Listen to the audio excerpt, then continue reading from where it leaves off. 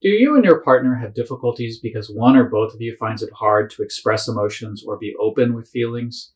Do you have different expectations for how often someone in a relationship should share his or her feelings?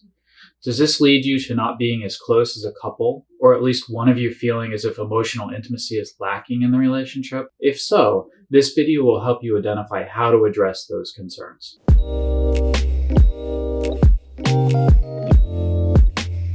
Our Relationship with Dr. Brian Doss. When one or both partners find it difficult to share feelings, it can rob the relationship of emotional closeness and eventually undermine trust in one another. When these issues arise, a difficult cycle can occur, leading to relationship problems. So let's talk about the situation where one partner is aware of their feelings, but the other person has more difficulty. We call this problem, "Hello, are you there? I've got feelings, where are yours?" When partners differ in expectations around the appropriate frequency, quality, and depth of emotions that should be shared in a romantic relationship, it can create a lot of hurt and frustration. The expressive partner may feel hurt or angry when their partner doesn't open up.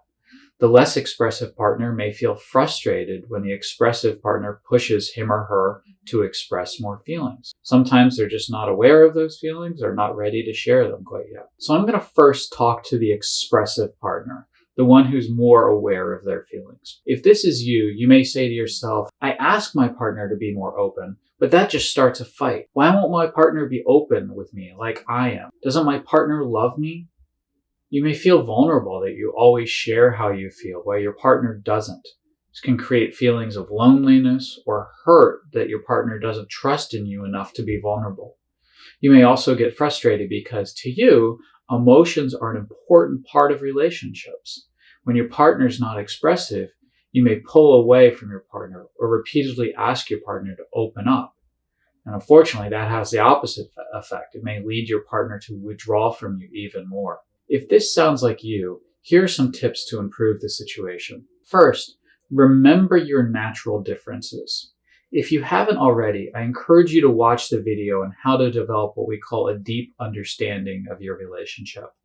Once you've done that, consider how each of the deep components, in this case, probably differences in emotional expressiveness, could be contributing to what you and your partner are feeling.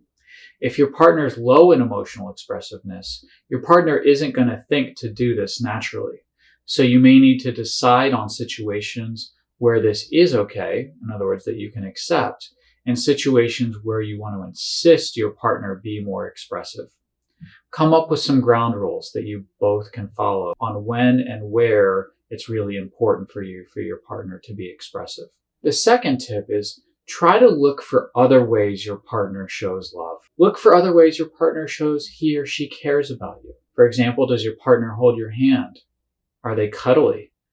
Does your partner take care of things at home? Remember, your partner does have feelings too. The trick is to give your partner the space to show affection in his or her own way and pay attention to the meaning behind them. If you try to force him or her to show your love in the exact same way you want it, then your partner is going to just feel overwhelmed and likely just pull away from you.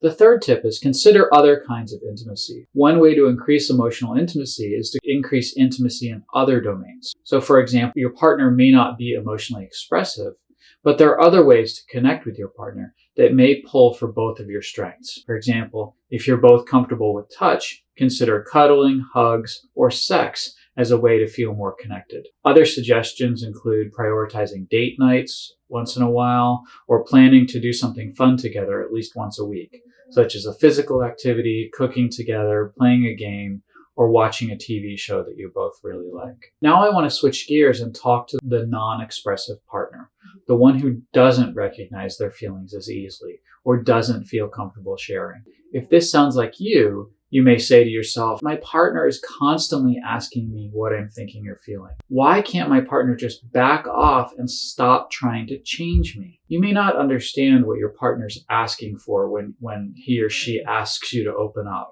and express feelings or says that they feel lonely and unloved when you just don't. Or you may feel uncomfortable sharing emotions even when you can recognize that when you're having some.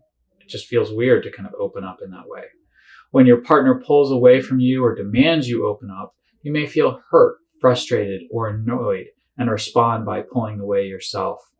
You may also get frustrated because you can think of all the other ways you show your partner you love them and feel annoyed or hurt that your partner accuses you of being cold, unloving, or uncaring. If this sounds like you, here are some tips to improve the situation. First, remember your natural differences. As I mentioned earlier in this video, we really encourage you to watch our video on developing what we call a deep understanding.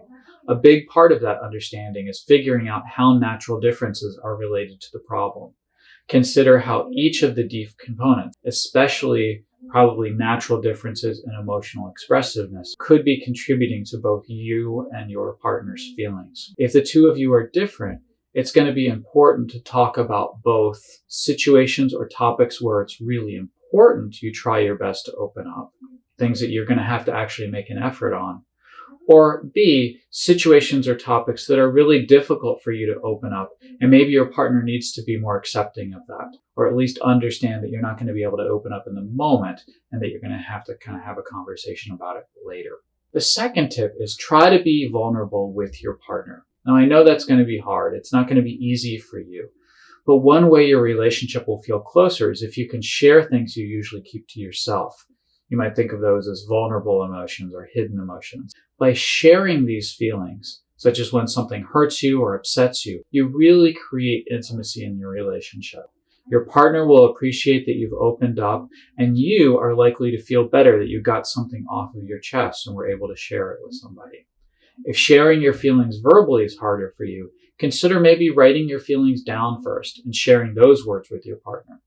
Or you could write a letter or a card to your partner if it's just too difficult to kind of get out verbally. The third tip is consider other kinds of care. Even if you're not comfortable expressing yourself, look for other opportunities to show your feelings, such as through touch, cuddling, hand-holding, or remembering something your partner asked you to do around the house. Spending quality time together also indicates care, so you can consider planning a date night or an activity where you'll have each other's undivided attention. By showing your care through other means, your partner may be less likely to ask you to open up verbally or to show your care. So that's the first pattern, where one person openly shares and the other person doesn't. But there's a second common pattern, where both partners find it hard to be open and share vulnerable feelings. We call this pattern something like vulnerable emotions sharing, not for us. In this pattern, both partners withdraw from each other and don't share their life events, whether those be positive events or negative events. When this happens, neither person gives their partner a chance to support them, robbing the relationship of opportunities to create emotionally intimate moments. As a result, partners describe feeling like roommates, not intimate partners, and that they really only talk when plans need to be made, such as childcare, paying the bills, schedule, etc. If this sounds like your relationship, you may both find yourself thinking, we're so distant, but neither of us feels comfortable opening up. You may both feel lonely because you often don't open up to each other, but also feel frustrated that you have no idea how to make it any different. On the one hand, you may appreciate that your partner doesn't push you to open up, like some of the things I was talking about earlier in this video. On the other hand, however, you may worry that the two of you will turn into roommates rather than partners.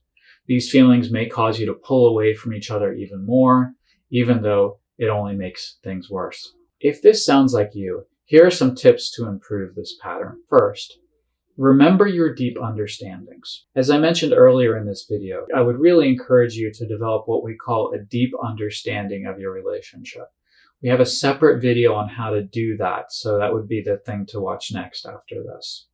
Once you have that deep understanding, consider how each of the deep components, for example, potentially a similarity in difficulty with emotional expressiveness, or a pattern where both of you avoid more difficult conversations. Think about how these things could be contributing to both of your and your partner's feelings. It may be that acceptance will help you worry less that the two of you are missing something in your relationship. It may just be accepting that this is kind of who the two of you are and that your relationship has strengths in other domains. Share some, but not all of the time. Work together with your partner to identify topics or situations where it's really important for both of you to fight your natural styles to not share. For example, situations where you're feeling down or upset about something is often a really important time to reach out to your partner for support. But there may be other times where it's okay for you to reach out to other people. Consider other kinds of intimacy. One way to increase emotional intimacy is to increase intimacy in other domains. So for example, if you're both comfortable with touch, consider cuddling, hugs, or even sex as a way to feel more connected. I talked about this earlier in the video. Other suggestions that I mentioned also earlier include date nights, planning to do something fun together, or a physical activity, cooking together, or playing a game.